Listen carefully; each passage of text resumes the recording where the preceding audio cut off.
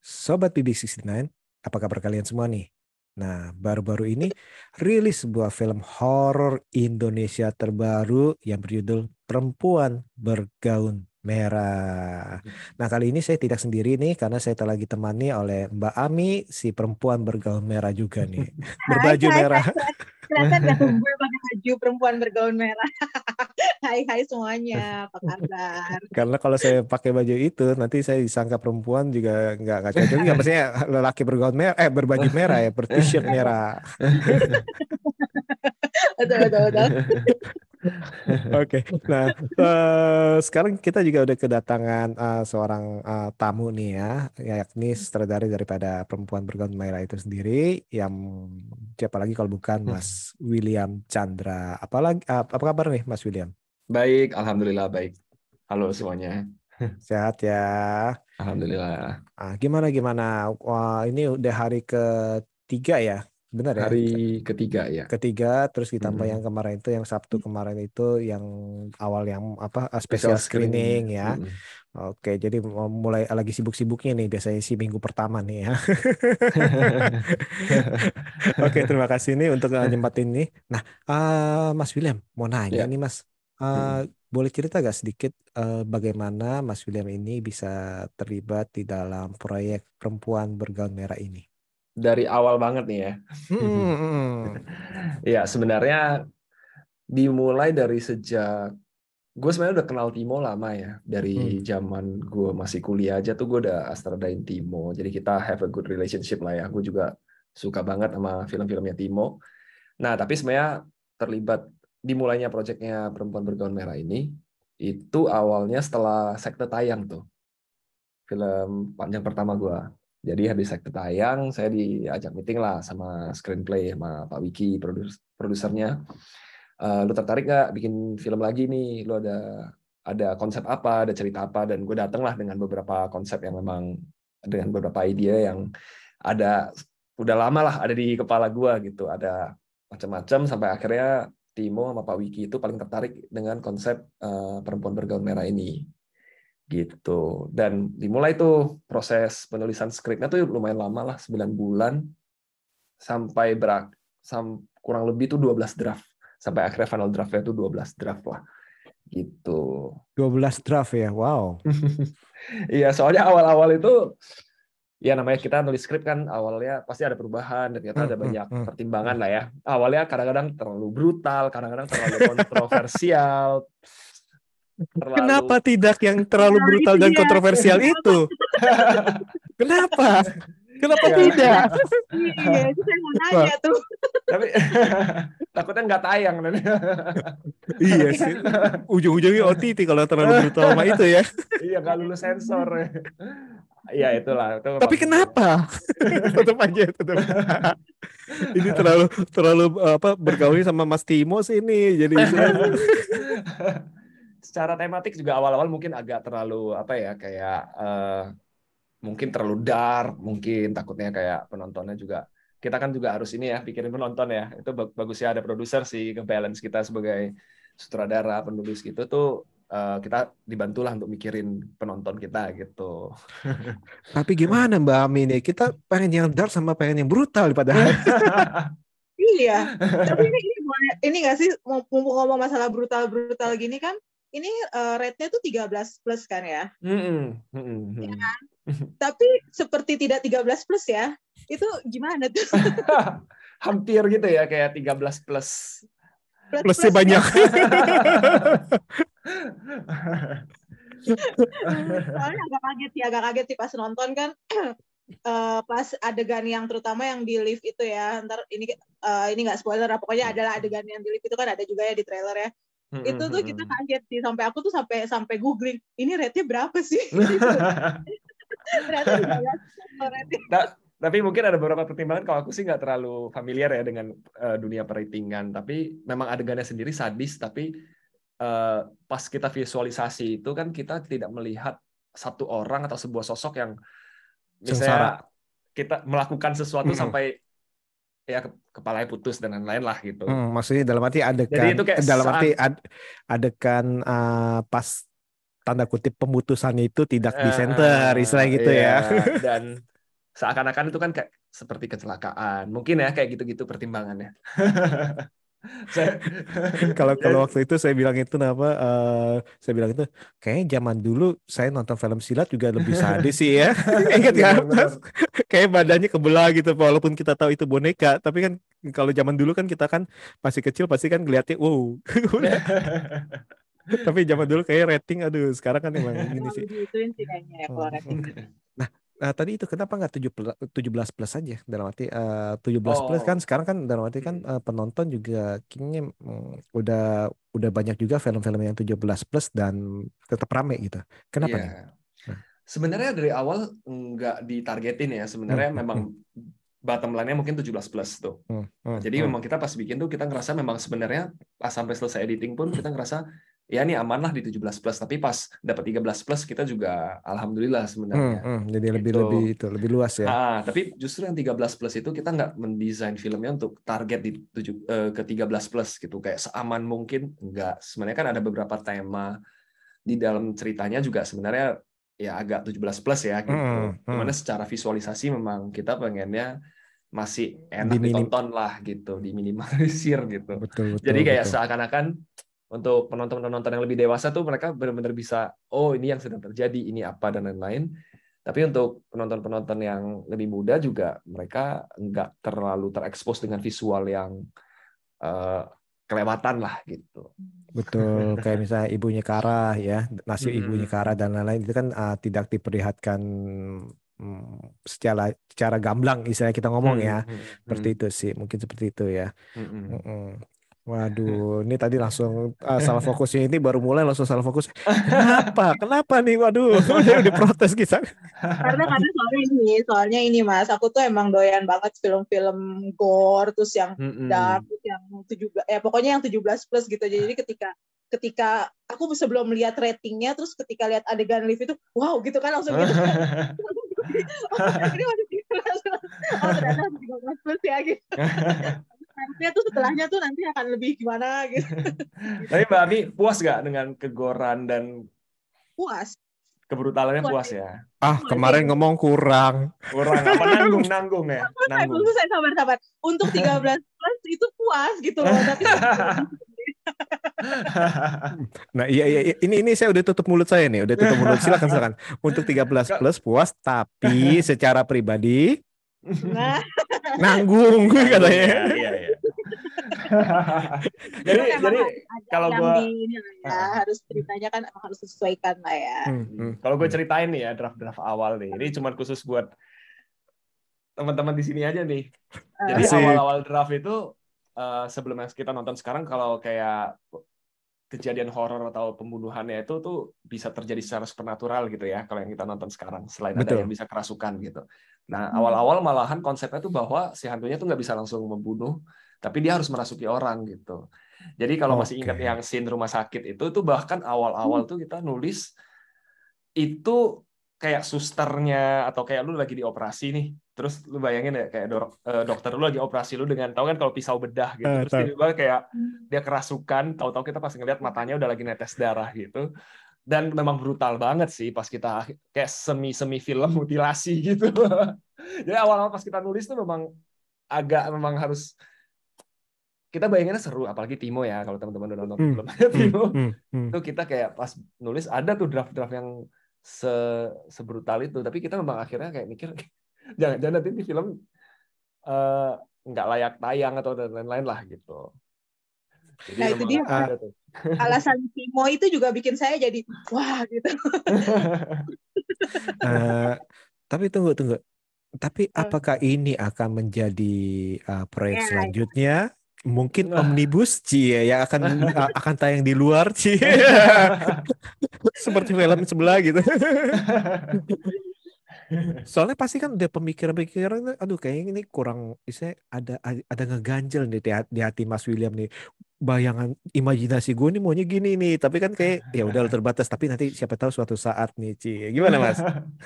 Kalau gue sebenarnya mau film yang mau gue bikin gitu ya, visinya tuh macam-macam banyak. Dan sebenarnya Perempuan Bergaun Merah ini selain misalnya kalau teman-teman ngerasa mungkin gore-nya nih ya yang fans ya Evil Dead yang udah Hmm. gila kok kayak kentang gitu. Tapi memang awalnya nih pas kita develop konsep ini paling penting itu kita udah ada tuh sama Mas Timo adalah kayak jadi kenapa elemen gore-nya tuh bisa kita agak Sofin. softin dikit karena memang kita lebih fokus di elemen misteri. Ya, oke. Terus kita tuh pengen dari awal udah kalau nonton itu hantunya itu adalah karakter. Hantu setannya tuh karakter lah, dia punya motivasi kenapa dia menjadi hantu, dan setan itu tuh menjadi sesuatu yang menarik. Kita pengen mengeksplor itu. Jadi memang foundation-nya itu dari awal tuh tidak berubah. Konsep awalnya nih, first principle-nya tuh nggak berubah gitu. Jadi pas hal-hal lainnya yang berubah itu kita masih fine karena elemen misteri. Kita nonton, kita pengen ciptain bikin sebuah film yang yuk ada misterinya, kita penasaran, nonton dari awal sampai akhir, berusaha menerka-nerka. Itu foundation kita tuh dari awal. Dan bagaimana hantu itu bukan sosok ancient atau iblis yang harus kita hadapin entah dari mana, tapi dia adalah karakter nih, dia punya motivasi, kenapa dia menjadi hantu dan lain-lain. Iya sih benar sih, misterinya sih benar-benar dalam arti gue pribadi sih nggak nyangka Asem ternyata itu bukan cuma satu. itu plot twistnya ini ya luar biasa ya, plot twistnya tuh bener-bener yang gila sih. Itu saya nontonnya, saya kebetulan nonton sebelahan sama Mas Yawan gitu kan, terus ya, itu kita tuh yang jadi siapa gitu, terus gimana? Nah, dan kita pengen bikin film yang gini ya, memang ini film hantu gitu ya, film setan gitu. Jadi waktu dari awal tuh idea-nya adalah kayak ya hantu dan setan tuh serem ya, tapi in the end of the story itu kita pengen nunjukin bahwa kadang-kadang kayak manusia itu, orang itu tuh bisa Setan lebih setan daripada setan. Iya gitu. Kok ngomongnya kayak kita tahan nih Mas William nih. Keluarin aja Mas, keluarkan. Nah, dan tapi ada ini sih, ada bikin film misteri itu ada challenge-nya sendiri tuh. Jadi kita bikin film misteri itu kadang-kadang seakan-akan kita ada banyak yang kita simpen dan penonton berusaha menebak dan tidak bisa menebak gitu ya. Tapi kita tuh justru kalau kita nonton lagi nih 30-40 menit pertama nih, itu groundwork-nya ini siapa dan lain-lain, apa yang terjadi itu semua udah dikasih ada, betul. planting information ya. Karena dan bagus buat teman-teman yang bisa nebak dari awal. Bukan berarti kayak akhirnya ketebak nih gitu. Tapi memang menurut kita ya sebagai storyteller tuh kita kalau mau kasih payback di akhir tuh kita harus planting di awal gitu. Jadi kita nggak nipu ceritanya. Gitu. Jadi dari awal kita memang udah liatin nih, ini ada di sini loh, ini ada di sini, ini dia ada di sini gitu. Jadi memang plantingnya tuh sengaja kita desain di awal tuh 30 menit sampai 40 menit pertama, setengah filmnya tuh itu semua udah lengkap gitu. Setuju. Jadi, di belakang pas payback itu kita nggak ngerasa kayak nggak ada planting apa-apa, ternyata ini gitu, ternyata itu gitu. Gitu. Cuman masih bingung aja si Nenek Wong. Si penasaran tuh nenek tuh. Kenapa? Itu nenek manusia hidup? Atau gila sih. Sampai sekarang kayaknya hanya penulis aja yang tahu tuh. Kenapa masih hidup ya? Kayaknya kita harus nonton lagi sih. Kayaknya emang harus nonton sekali lagi biar pasti gitu. Nah itu terakhir pertanyaannya kenapa masih hidup tuh? Sebenarnya pertanyaannya adalah apakah masih hidup? Masih hidup. Iya masih hidup ya. Tapi itu pun ada tuh kemarin gue lihat di mana ya, di Instagram atau di Twitter itu ada yang nanya lah, ini kenapa nenek Wongnya masih hidup? Jatuh nih kan dari lantai 2 doang ya. Ya kadang-kadang kita jatuh dari lantai 2 bisa patah doang atau kita bisa hidup. Tapi si Marco juga jatuhnya kurang lebih tingginya nggak tinggi-tinggi banget, tapi dia langsung mati gitu. Mati ya. Itu juga sebenarnya secara shot itu didesain tuh pas si nenek Wong jatuh tuh gimana. Kayak jatuhnya tuh kita liatinnya gimana, sama pas si Marco jatuhnya tuh gimana tuh kita memang cukup hati-hati lah di situ. Kita dari awal tuh udah realize itu juga. Tapi kenapa gue mau nenek Wong hidup? Karena gue ngerasa kayak nenek Wong itu kalau mati kayak agak nggak fair karena dia kan nggak melakukan dosa apa-apa kayak gitu-gitulah. Kita mencoba bikin balik lagi ya, tadi hantu kita tuh kan karakter ya, dia punya motivasi, dia mau balas dendam ke orang-orang tertentu gitu. Kenapa orang nggak bersalah harus mati, istilahnya kayak gitu. Itu yang coba kita ini. Tapi memang banyak sih yang menimbulkan pertanyaan, masih hidup gitu. Pas dari yang press screening aja kan udah kayak gitu kan pertanyaannya, gue kayak Iya, udah pede nih, udah pede kan keluar, oh iya gini. Terus tiba-tiba selenting lah, jadi jadi gini.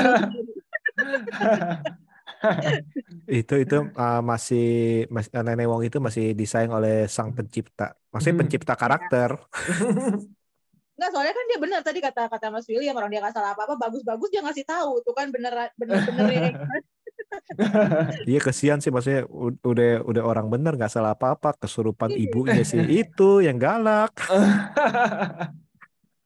Nah, ini Mas, aku mau nanya, kalau ide cerita sendiri tuh emang pure dari Mas Will atau emang barengan sama Timo gitu ya? Ini kalau aku nggak salah ya, awalnya judulnya kayaknya bukan Perempuan Bergaun Merah ya, kalau nggak salah tuh Sebelum Iblis Menjemput 3 atau apa gitu, aku pernah baca sih itu correct me if I'm wrong gitu ya, itu gimana? Enggak, memang dari awal nih seperti yang aku cerita tadi, pas aku direkrut itu memang aku pitch, terus mereka tertarik tuh memang basic story-nya tuh udah Perempuan Bergaun Merah. Nah, memang along the way itu kita mau gabungin lah universe, The Timo Cahyanto Horror Cinematic Universe mungkin ya. Tapi Oke. Harus ada sih, itu harus ada. Tapi memang aku sukanya Timo dan produser-produser lah ya, teman-teman di Frontiers itu. Pada akhirnya mereka fokus untuk kita bikin cerita yang utuh dulu nih. Sebenarnya ada planting tipis banget.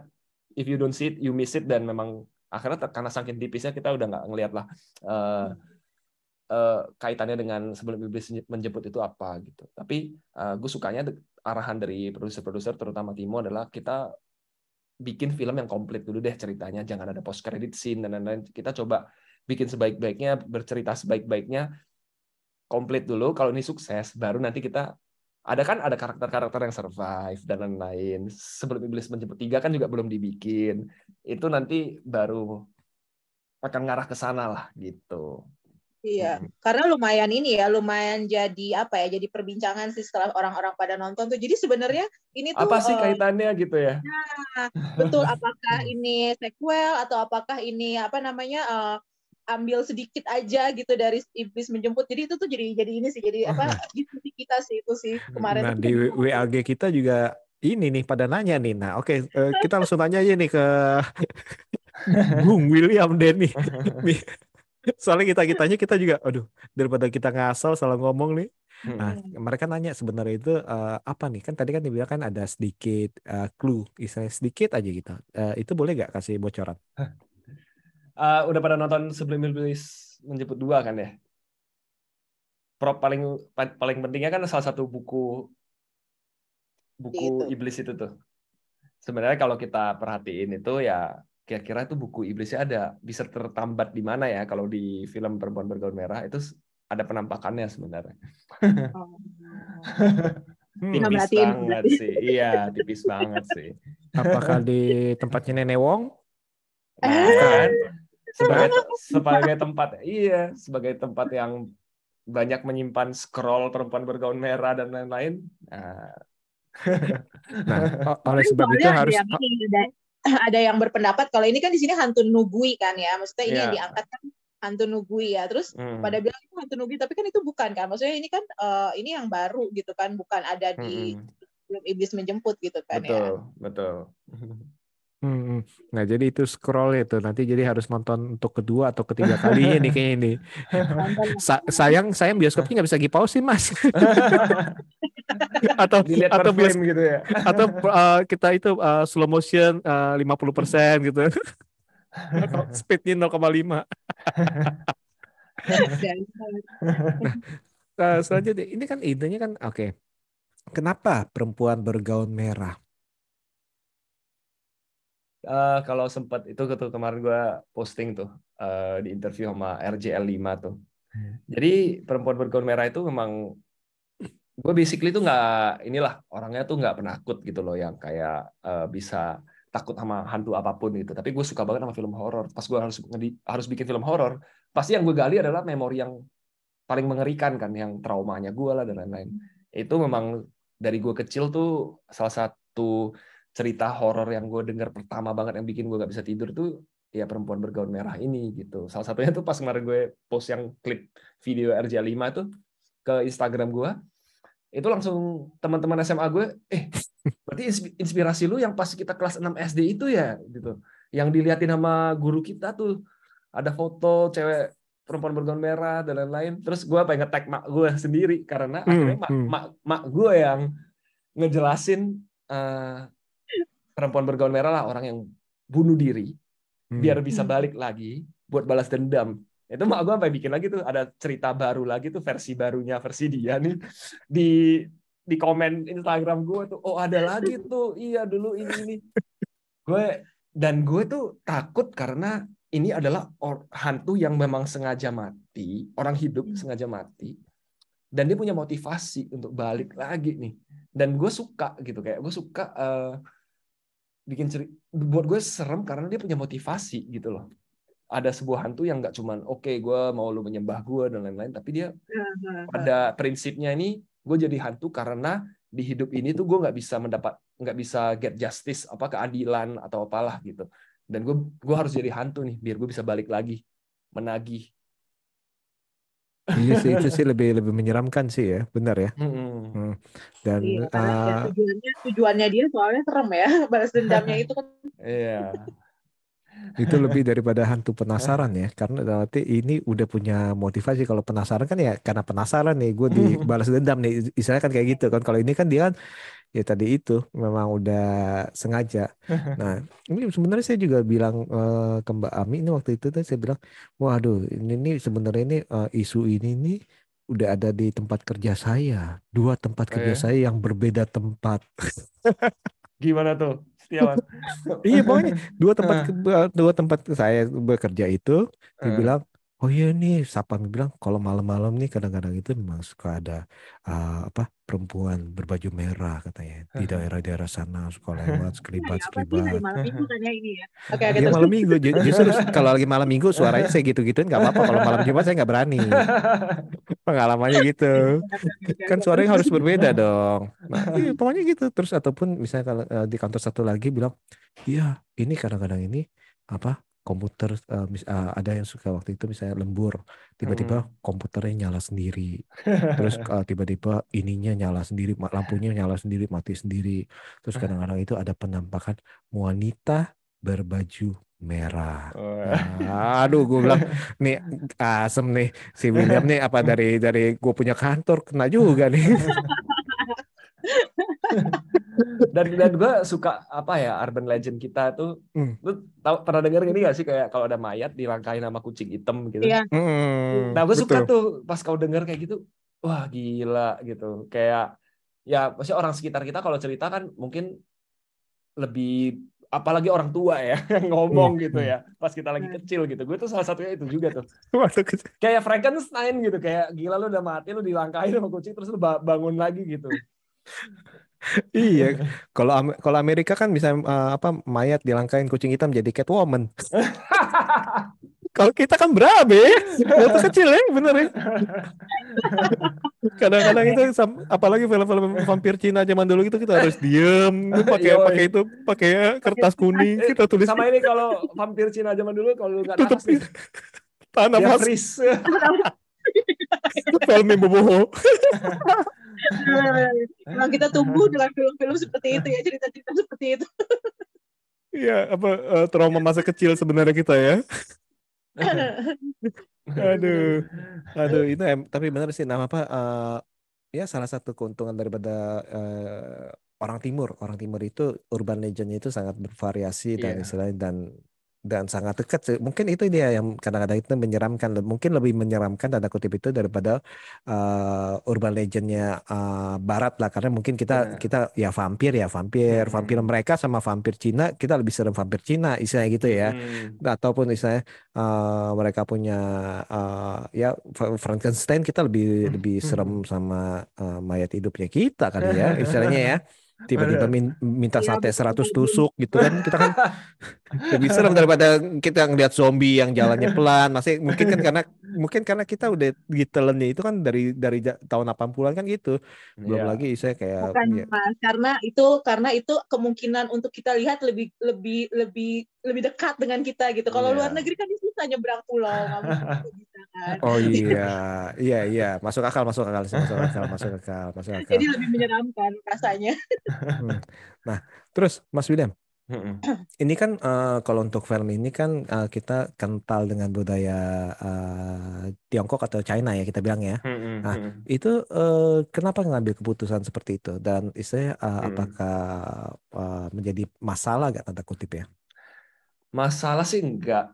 Hmm. Aku cuman gini ya, gue selalu ngelihat diri gue kalau bikin film itu atau bercerita ya siapapun lah. Kalau kita sebagai filmmaker itu, gue berusaha jujur gitu, yang sesuatu yang dekat sama gue gitu. Jadi misalnya kayak gue tuh misalnya nggak terlalu ngerti dengan uh, kuntilanak atau pocong gitu.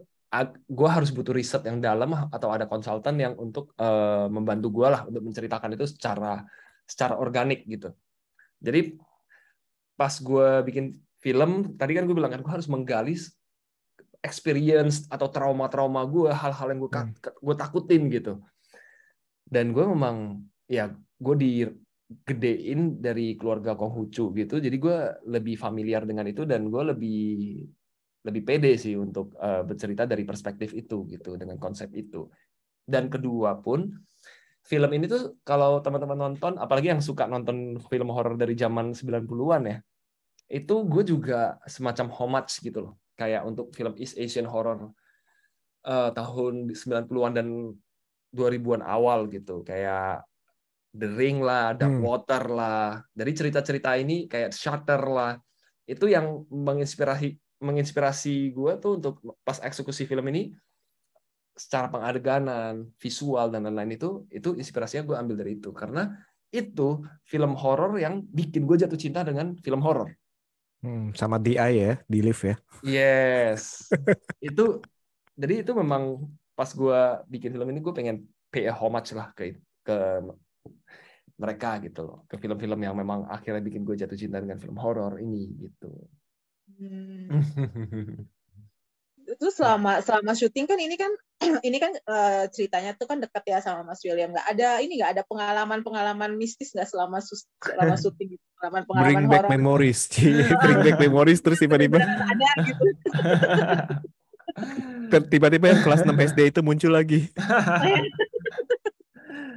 Alhamdulillah sih enggak. Jadi yang lebih horor itu adalah kita syuting tuh kan kayak teman-teman bisa lihat lah ya, kita syuting di eksterior dan lain-lain tuh kayak hujan.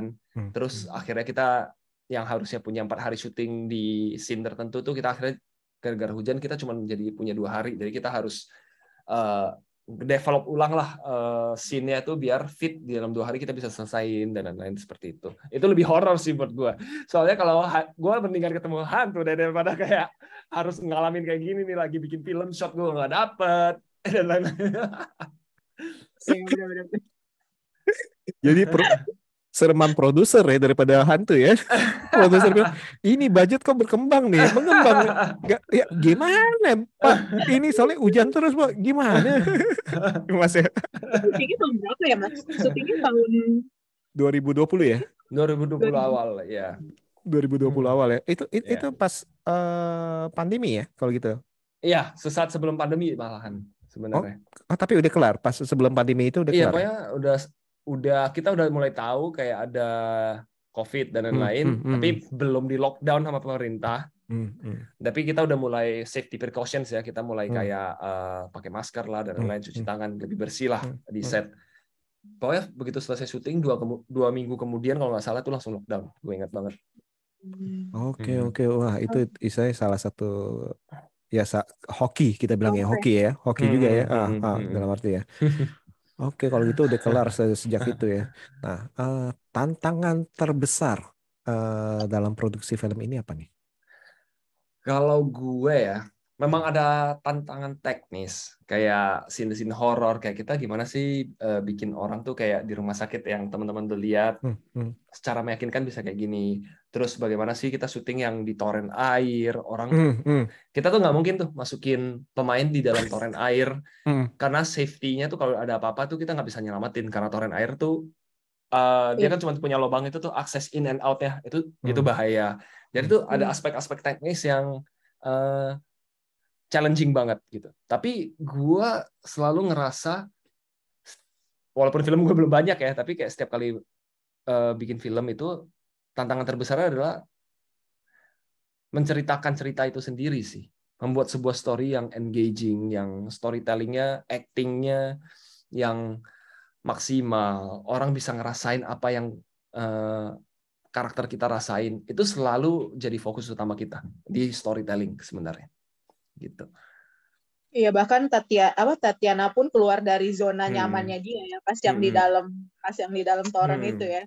Itu sih gokil. Jadi kayak Stella nih kan pas tayang nih habis melahirkan, jadi dia nggak banyak ngomong ya, nggak ikut tes junket dan lain-lain. Itu aja dia tuh nangis waktu pas dia harus adegan. Kalau lihat yang mayat di dalam toren itu kan dia sebenarnya tuh lagi di make upin, dan dia harus tenggelamin, yang dia dibungkus dengan kain. Ya udahlah ya, spoiler gitu, tapi dia harus masuk ke dalam dan lain-lain, itu dia sampai nangis, ketakutan dan lain-lain. Jadi secara mental itu challenging banget tuh buat kita gitu. Dan tapi ya itu balik lagi, memang dari awal pas kita ketemu dengan cast, gue ngobrol sama mereka, kita tahu nih ceritanya ini apa, lu baca dan lu tahu nih challenge-nya gitu. Dan bagaimana meyakinkan bahwa mereka akan kita jaga seaman mungkin. Lu nggak mungkin terjadi sesuatu yang kita tidak inginkan, tapi lu harus berani gitu untuk keluar dari zona nyaman lu harus visit experience lu yang mungkin selama ini nggak pernah lu tunjukin gitu. Termasuk salah satunya Tatiana menurut gua, kayak kalau lu lihat kan scene ending yang pas dia keluar dari toren itu keren banget. Itu gue tahu Tatiana, kalau lu kalau ketemu aslinya kan orangnya pemalu, introvert gitu kan. Dan gue tahu dia nggak akan nyaman kalau gue reading, gue suruh dia, oke, lu coba sekarang jadi kayak gini.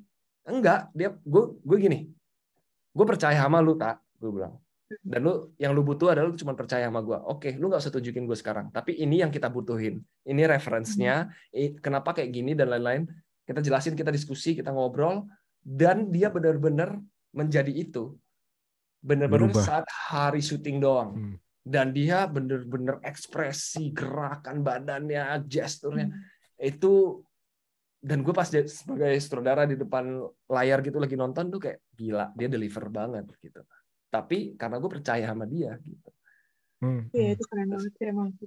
Itu scene, maksudnya Tatiana ya, kita tahu dia pernah di Ghostwriter gitu, tapi kan Ghostwriter kan nggak kayak dia nggak harus all out mengeluarkan sisi ke itunya dia gitu kan ya. Tapi kan di sini ketika terakhir gitu, wah gokil sih. Bahkan Reval Hadi pun ini film horor pertamanya dia, bukan? Kalau nggak salah ya, kalau saya nggak salah kan. Dan dia benar-benar yang ya maksudnya kita tahu dia kan apa sih, cowok manis gitu kan, cowok yang dipuja semua wanita gitu, tiba-tiba terus di sini dia jadi yang garang gitu. Salah satu pemujanya Mbak Mi ini ya. Tapi bener sih. Dari bulu tangannya saya tahu tuh. Itu saya nggak ikut campur ya Mas ya. Saya nggak ikut campur deh. itu scene yang itu tuh bulu tangan tuh. Soalnya waktu scene itu dia langsung komen, itu masih Inu. Berarti itu Ami doang yang tahu. Gue bahkan pas lagi ngedit gue nggak tahu. Lu ngitungin apa gimana gue pikir.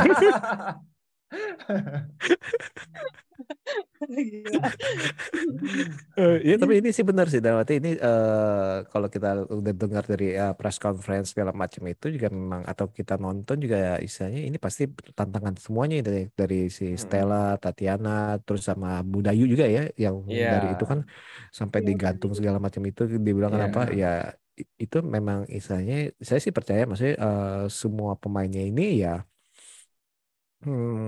maksimal ya, bener ya Mas William ya.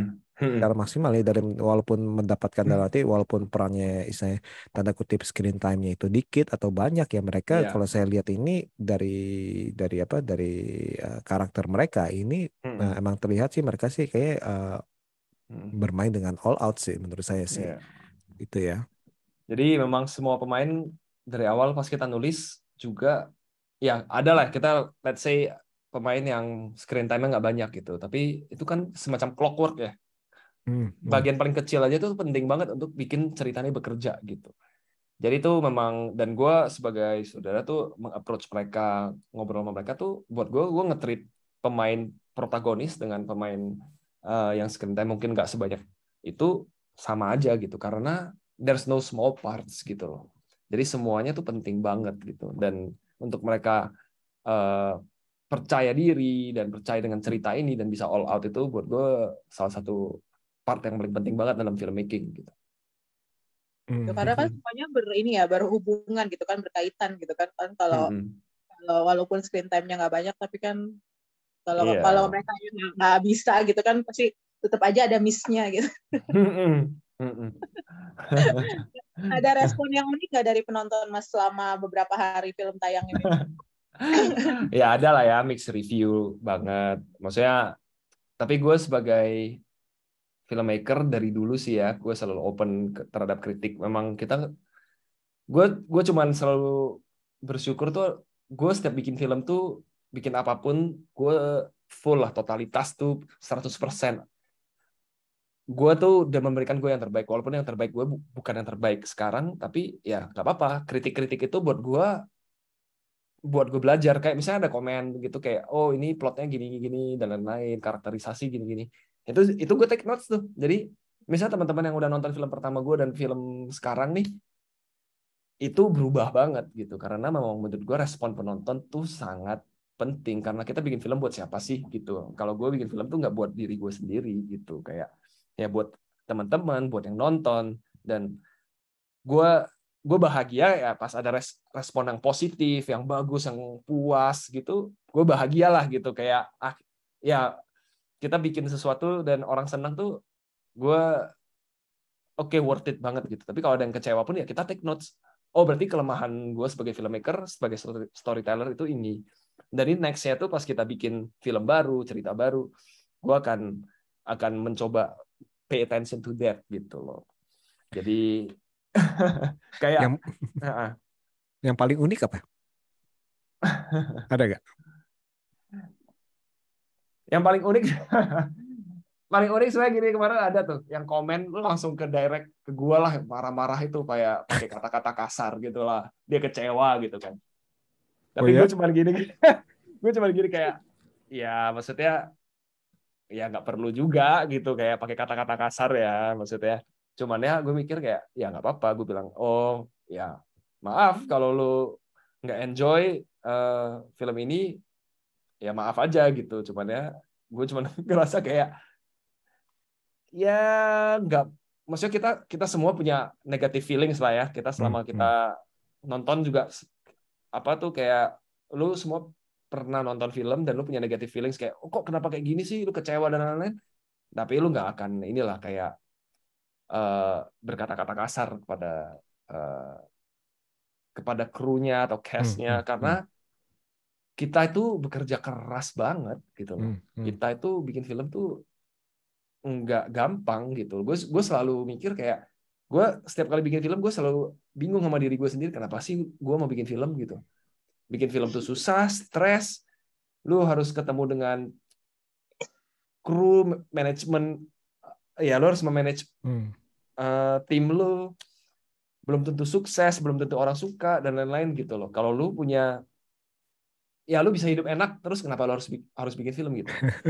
Jadi that's why gue selalu cuma bilang ya kita bikin film, apalagi film maker Indonesia yang menurut gue nggak seglamor film-film industri yang di luar yang udah berkembang banget, mereka bisa hidup enak gitu ya, sesederhana karena kita cinta banget gitu loh. Kita memang nggak sempurna, kita masih berusaha menjadi lebih baik dan itu terbukti film Indonesia makin kesini tuh makin bagus gitu. Betul, setuju. Iya, tapi ya untuk diserang, tapi gue juga ya udah nggak apa-apa, ya gue minta maaf aja. Nah, kalau tadi kan apa yang negatif, istilahnya negatif, tapi yang positif ada gak nih? Ya, saya, wah gila lu, maksudnya sampai istilahnya Ada. gimana cerita deh? Gue suka saat reference gue tadi gue bilang kan how much gue itu dinotis sama penonton. Kemarin baru kayak 2 hari yang lalu, kalau nggak salah berarti hari Jumat lah, hari Jumat itu kemarin banget. Wah, kayak ada yang ngefans nih sama Takashi Shimizu nih gitu. Terus gue langsung kayak, wih tahu dia gitu loh. Kayak kalau gue memang ini film tuh kayak semacam homage untuk gue sebagai fans, untuk idola gue lah gitu.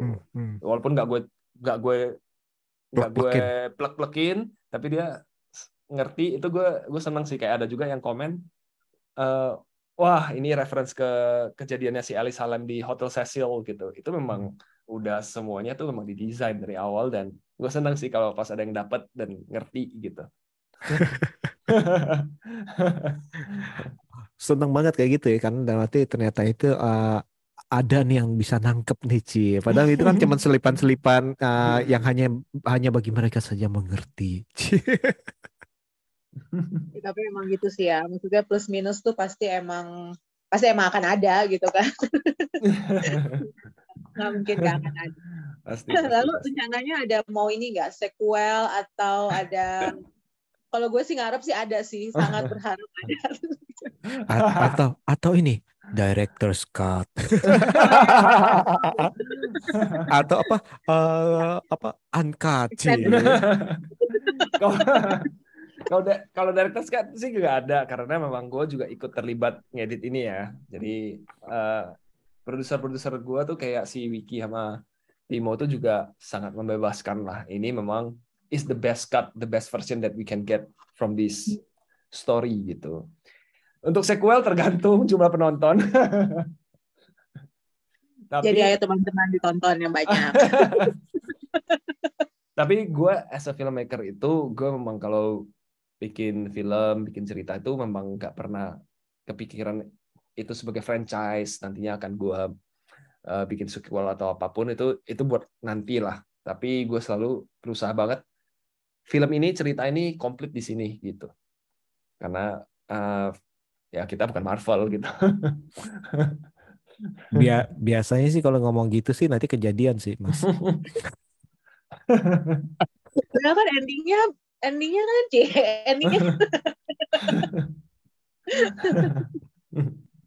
Oke. Tapi kalau dari setiap nama ya yang udah nonton gitu, what do you feel gitu? Gue juga pengen tahu, maksudnya kayak maksudnya ya susah ya kalau di depan sutradara lo harus ngomong, gue gak suka, tapi what do you feel gitu about these films? Oke. Silakan Mas. Saya dulu. Oke. Kalau gue pribadi sih, gue enjoy aja sih dalam arti ya. Yang pertama itu kan yang tadi gue bilang itu karena sebenarnya sih ini gue belum buat review, dalam arti review secara rekaman, tapi yang gue bilang ini, yang pertama ini ya, ini adalah genre horor, yang dimana itu horor itu kita kan selalu kan entah kenapa orang Indonesia sangat suka ya. Terus yang berikutnya ya tadi itu premisnya itu kebetulan dekat sama gue. Tadi gue bilang itu deket sama gue dalam arti, dan siapa sih yang nggak tahu mengenai hantu berbaju merah. Dan kalau untuk dari secara keseluruhan filmnya ini, gue enjoy dalam arti gini, film ini komplit dalam arti dari horor, thriller, misteri maupun drama ya. Gue akan ngomong ini. Kalau ada berapa horor ya, horor cuman misalnya ya ini ada 5 orang, si cantik, si rese, si bodoh, si pinter. Ya itu karakter yang memang sudah plek-ketiplek ada pasti ya, dalam arti ya. Si suci yang akan gini pokoknya gitu ya. Tapi bagusnya ini tadi yang udah ngomongin oleh Mas William sih, dalam arti gue dapat bahwa ya karakter dari mereka ini ya diperkenalkan, dan mereka itu memang udah harus ada, dan istilahnya kayak karakter si Kara sama adiknya. Kenapa nih kita bisa jadi care sama adiknya itu yang pas adegan malam-malam bisa berkata kasar. Gue bilang nih bikin serem, mana anak kecil digini ini apa, dalam arti pikiran gue gini, aduh mana produsernya si Timo nih, anak kecil mau dia bakalan seberani apa nih, dalam hati gue nih si William berani ngapain anak kecil nih, dalam hati gue nih. Deg-degan gue, jujur itu gue deg-degan nih, dalam arti apakah seberani itu kalian nih saya tanda kutip mencelakai anak kecil nih, dalam hati gue gitu ya. Itu salah satu scene yang deg-degannya itu bukan karena sosoknya kayak gimana, enggak, tapi itu eh, building building suspense itu gue suka sih, building suspense itu gue suka. Tadi itu Kara sama adiknya, belum lagi Kara sama adiknya, bukan Kara, sorry. Tidak. Ya sorry, dari tadi Dinda sama Heeh. adiknya, Kara sama emaknya. Nah, emaknya pun ini punya motivasi yang sangat kuat loh menurut gue loh, dan eh, saya nggak bisa nganggap dia itu sebagai antagonis, karena ibarat ibarat tadi gara-gara Mas William ngomong Marvel sih, jadi ibarat film Marvel ada beberapa istilahnya, beberapa yang apa villains yang apa yang dikasih motivasi, jadi kita ini tidak membenci villainsnya seperti itu. Dan Ya. tadi itu gue bilang itu dari Ibu Kara pun gue nggak menghakimi dia loh, dalam arti bisa tadi itu, karena ya dia motivasinya gede loh, beralasan. Bayangin seorang ibu yang berani mengambil tindakan seperti itu, menjadi kita bilang menjadi sosok itu, yaitu pasti atas dasar cinta terhadap sang anak, seperti itu. Seperti itu sih, seperti itu. Dan kalau untuk eksekusi gore segala macam itu ya walaupun kentang tapi puas sih. Maksudnya kita walaupun kentang tapi maksud gue karena gini, karena yang gue suka itu adalah gore itu bukan hanya gore yang cuman buat nempel aja gitu. Tapi itu memang diperlukan. Iya. Kan ada beberapa, kalau kita nonton nih film-film gore ini kan yang penting ya darahnya muncrat, ususnya keluar atau apa, ya istilahnya itu kan cuman buat lu nikmati aja. Tapi ya ini beralasan, dan puasnya karena ya kalian ya salah, itu dia yang tadi lu bilang itu, dalam arti ya karena Ya. itu hukuman kalian. Itu sih kalau gue sih seperti itu sih, seperti itu. Kalau dari Ami Ya, gimana, Ami? udah diambil semuanya sama Mas Tiawan ya. Nggak kalau gue Alah, sih, copy paste aja nih bisa nih. iya biasanya juga gue copy paste. Nggak, kalau gue sih jujur gue kan termasuk fansnya Timo gitu kan. Jadi ketika di sini ada nama Timo, ada nama Mas William juga gitu. Terus pas adegan pertama yang di lift itu kemudian begitu gitu kan. Terus gue kan mengharapkan lebih sebenarnya dari itu kan. Tapi ternyata kan tidak gitu kan. Terus karena gue langsung googling, dan yang tadi seperti gue ceritain tadi itu kan. Terus tapi menurut gue tapi sepanjang film itu gue sih yang tanya Mas Kawan sih, gue sampai yang wah keren ya gitu. Itu ada beberapa adegan tuh gue sampai yang scene bed rumah sakit itu tuh itu luar biasa sih. Itu sih buat gue sih gila sih. Sama ketika ditabrak mobil itu sih gue sampai yang itu gue lagi ngapain gitu, terus tiba-tiba gue wah anjing gitu. Itu sih benar-benar ya, maksudnya ya mungkin karena kalau mau puas memang agak kentang kalau buat gue sebagai penggemar emang gore yang dark yang gimana gitu kan. Cuman ya kembali lagi ke ceritanya sih gue suka sih, maksudnya dalam artian di sini kan emang benar-benar per karakter kan emang punya andil dan punya masalah masing-masing gitu kan. Bahkan lu dibikin pusing gitu dengan sebenarnya ini siapa nih, ada apa nih gitu kan. Bahkan maksudnya dari apa sih potongan cerita yang harus lu kumpulkan itu sih emang benar-benar buat gue yang suka misteri dan cerita penuh teka-teki sih, gue sih sangat menikmati sih sepanjang film, walaupun buat gue agak kentang ya, cuman ya oke sih gitu sih kalau gue sih gitu kan. Ya secara cerita sih emang gila sih. Ada beberapa scene tuh gue sampai ke Mas Tiawa tuh wah gitu. Sampai yang berkata-kata kasar saya karena saking kaget dan yang kok bisa gitu. Jadi overall sih kalau gue sih kayak gitu sih. Kalau masukan dari Setiawan sama Ami gitu, Biar nextnya nih gue bikin film bisa lebih bagus lagi apa nih Udah 17 kelemahannya. plus aja, 17 plus aja bisa anjir. Gak usah 13 plus 13 plus lah. Udah, biar lebih all out gitu. Iya sih, dalam arti gini, tapi tapi kan balik-balik kan soal kompromi sama produser segala macam ya, pangsa pasar ya. Tapi masih ya tahu targetnya sih Mas ya. Dan misalnya tadi itu memang misalkan memang itu ya nggak masalah sih menurut saya sih. Kalau misalnya kalau mau 17 plus ya lebih all out ya lebih all out sih menurut saya sih. Yang Mbak Mi ya. Saya dukung, ayo bikin berikutnya.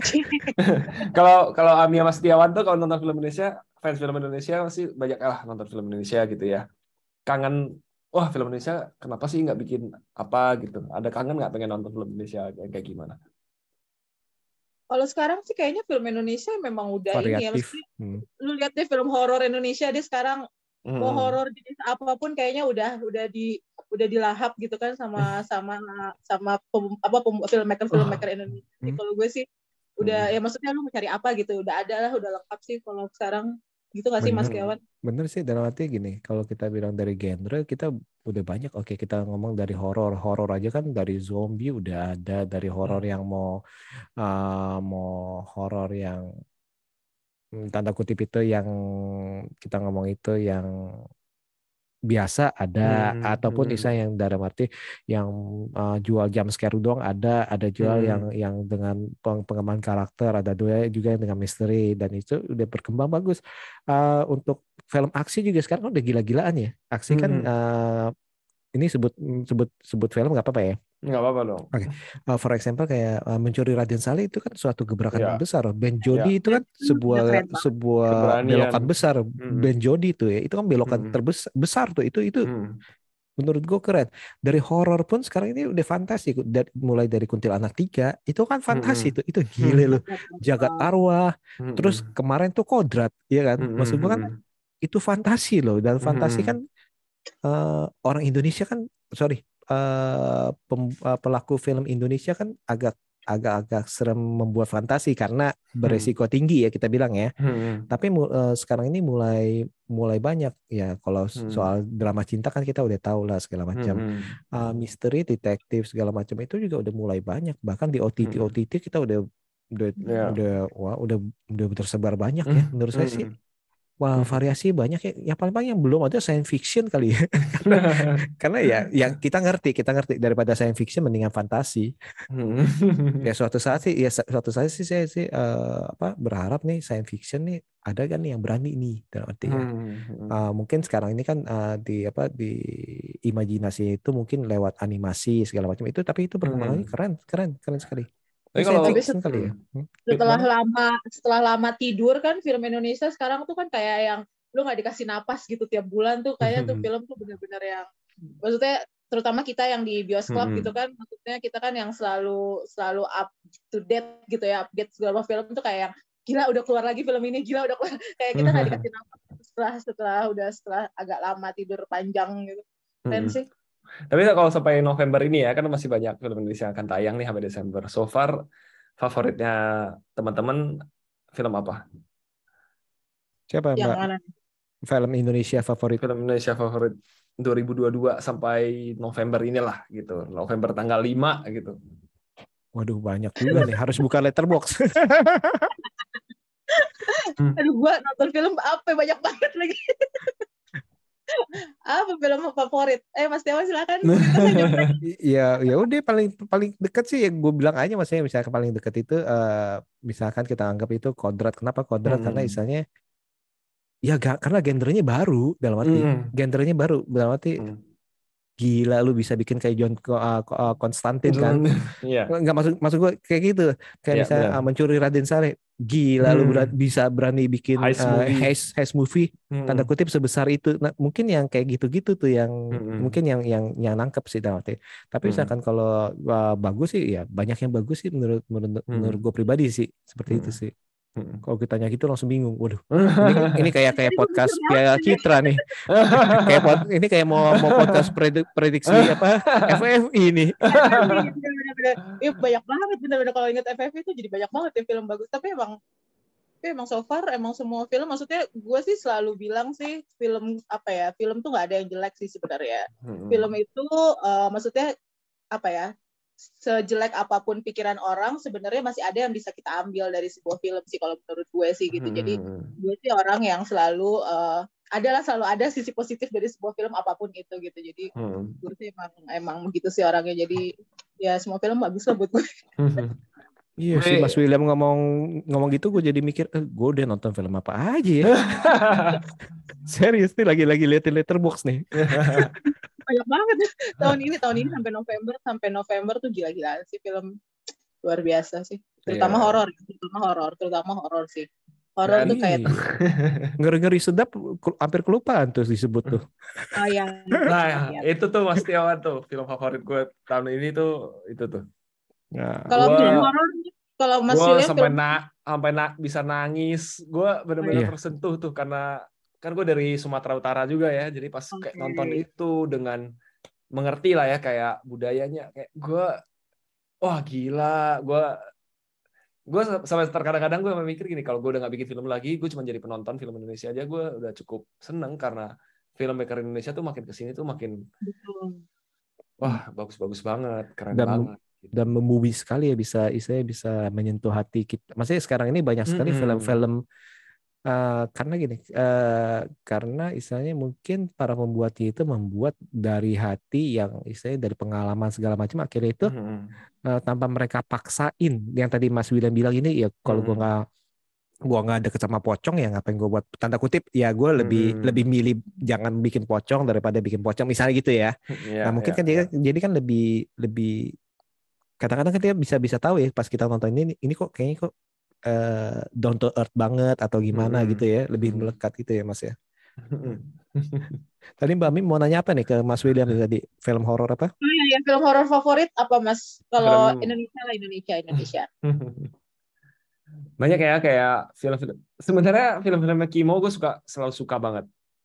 Kayak Jalangkung, Ivana. Tapi nah memang itu Ivana betul.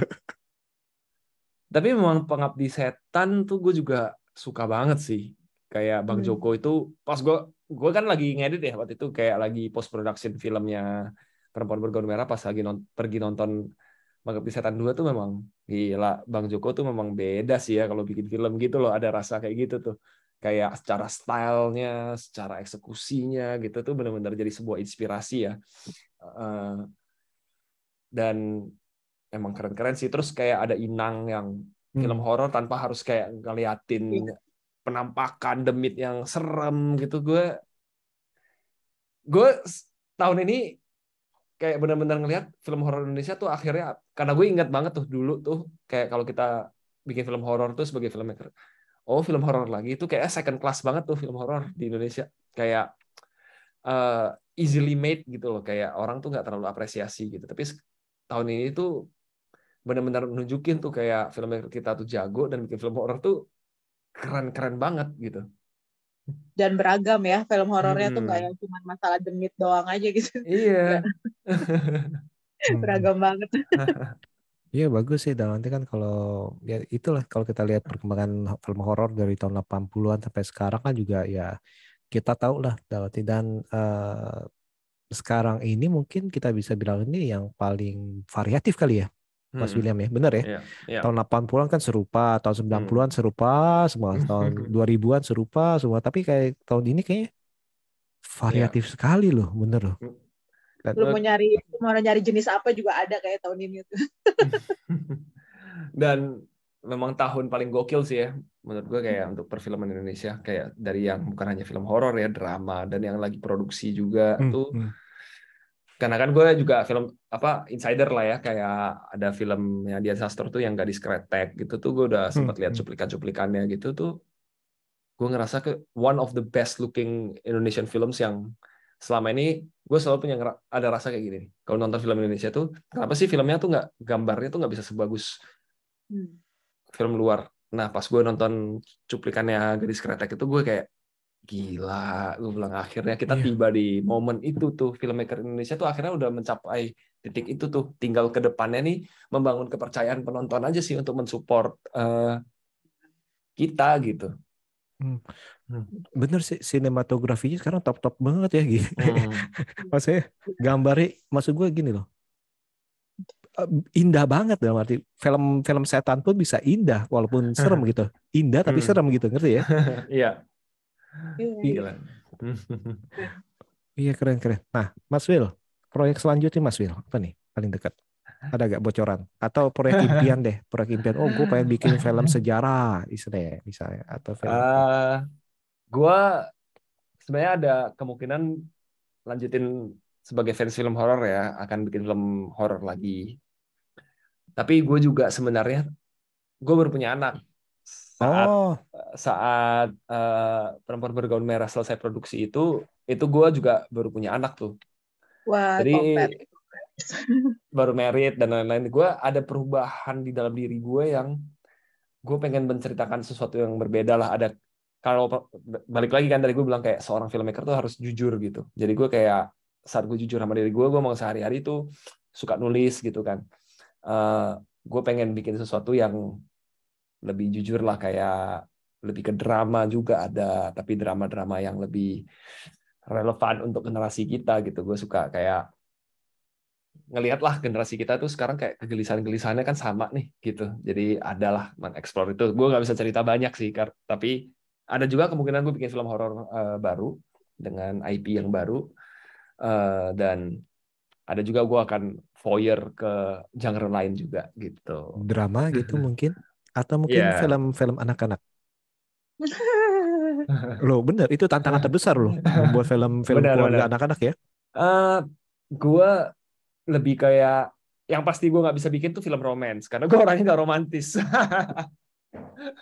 Tapi gue ada sebuah cerita yang kayak menggesek-gesek isu-isu yang kayak kegelisahan gue tuh kayak drama-drama Korea gitulah gitu. Oh, saya kira itu mau bikin kayak Sampek Engtai. Jadul banget kita ya ngomongin. Nanti gue baca dulu, gue juga nggak familiar. Familiar. Gitu.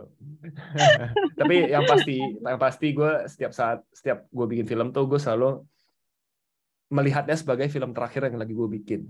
Jadi gue tuh selalu all out banget, walaupun nggak sempurna, walaupun ada kurang, tapi yang teman-teman bisa yakini itu adalah memang gue udah ngelihat ini sebagai film terakhir. Jadi pertanyaan tadi pun kemungkinan gue nggak bikin film lagi karena mungkin Perempuan Bergaun Merah film terakhir gue gitu. Karena gue selalu menjalankannya seperti itu.